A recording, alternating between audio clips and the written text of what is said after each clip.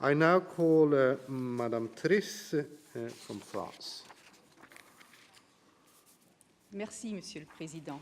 Monsieur le rapporteur, chers collègues, l'article 15 de la Convention européenne des droits de l'homme stipule qu'en cas de guerre ou d'autres dangers publics menaçant la vie de la nation, un État signataire peut prendre des mesures dérogeant aux obligations de la Convention sous réserve d'en informer le Conseil de l'Europe. À la suite de terribles attentats du 13 novembre 2015, les autorités françaises ont effectivement eu recours à cette possibilité alors qu'elles enclenchaient l'état d'urgence pour faire face à la menace exceptionnelle qui pesait alors dans notre pays. L'état d'urgence, prévu et régi par la loi du 3 avril 1955, a été prorogé à 5 reprises. Non par commodité, ni par manque de courage politique, comme on l'a entendu ici ou là, mais bien par une impérieuse nécessité de sécurité publique. Preuve en est la date du 14 juillet 2016 à Nice, quelques heures à peine après que le président Hollande ait évoqué la sortie de l'état d'urgence, un attentat meurtrier endeuillait la promenade des Anglais. À chaque fois, le Parlement français s'est saisi de cette question avec sérieux, avec gravité, avec objectivité. Une mission d'information spécifique a été diligentée par la Commission des lois de l'Assemblée nationale et a suivi attentivement la mise en œuvre des mesures prises dans le cadre de l'état d'urgence. Elle a d'ailleurs rendu un rapport détaillé à cet égard fin 2016.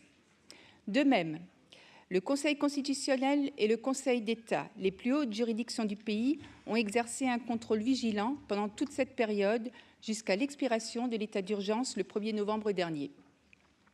Il ne s'agissait en aucun cas de faire perdurer cela indéfiniment. À cet égard, le président Emmanuel Macron et son gouvernement ont pris leurs responsabilités en engageant un profond travail d'adaptation de notre droit interne pour sortir d'un état d'exception qui n'avait pas vocation à se maintenir. Les événements survenus à Carcassonne et à Trèbes le 23 mars dernier ne remettent pas en cause ce constat.